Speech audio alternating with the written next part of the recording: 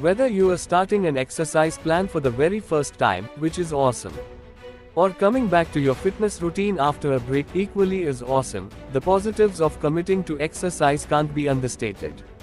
Regular exercise benefits us in more ways than we can count, including things beyond the obvious, such as improving our brain power and stress levels, and even improving relationships. Although a lot of us know the benefits of exercise, what we can be less clear about is the actual physical process that occurs in the body when you start exercising, and the science behind it is not only fascinating but helps to clarify exactly why exercise is so beneficial.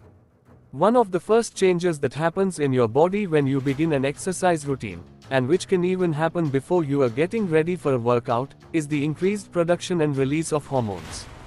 Exercise puts your body under a certain amount of physical stress, essentially creating a fight-or-flight response, which causes you to produce more epinephrine, more commonly known as adrenaline.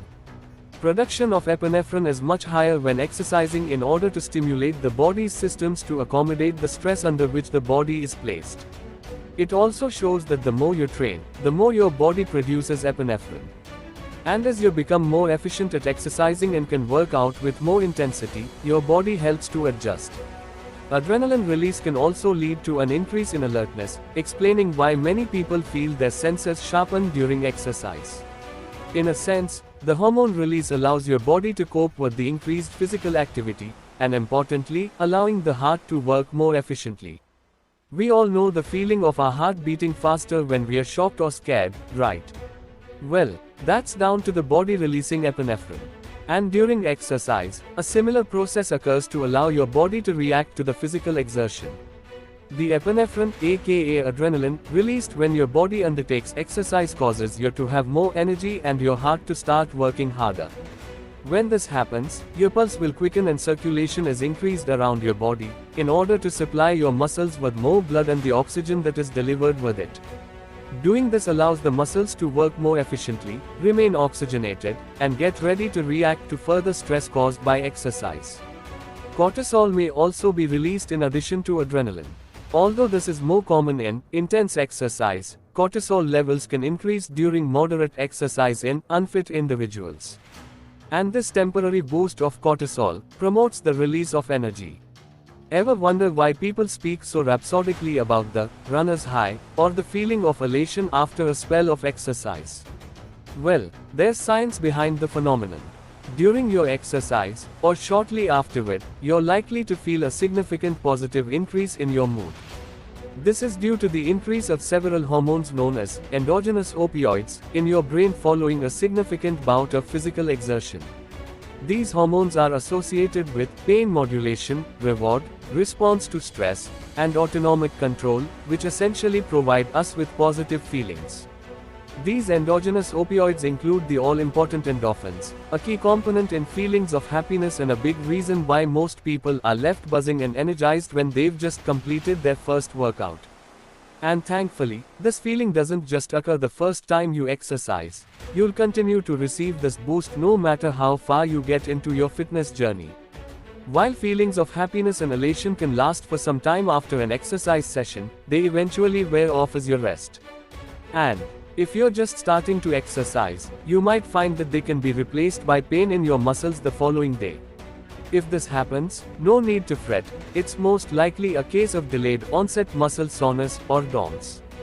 For muscles that aren't accustomed to exercise, placing additional loads on them through physical activity can cause them to become sore. While the jury's still out on the exact cause of DOMS, most experts believe that it's due to microscopic damage caused to muscle fibers during exercise.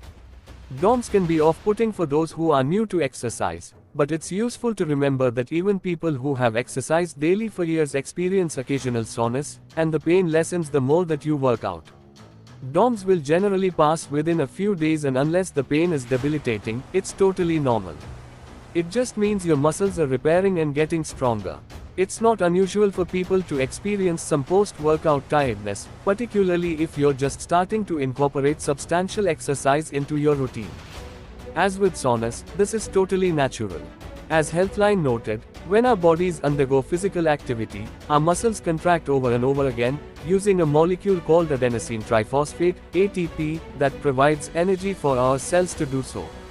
When exercising, your supply of ATP decreases, resulting in peripheral fatigue, aka muscle fatigue.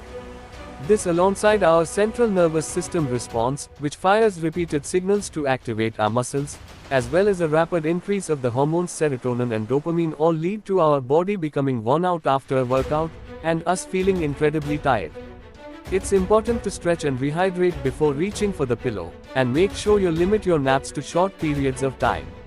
It's important not to let exercise fatigue interrupt your regular sleep, and your body will acclimate. Moving into sustained exercise in the medium term, your body will continue to see incredible changes.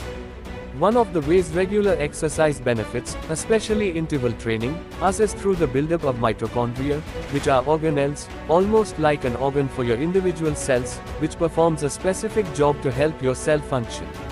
Mitochondria are responsible for the production of adenosine triphosphate, ATP,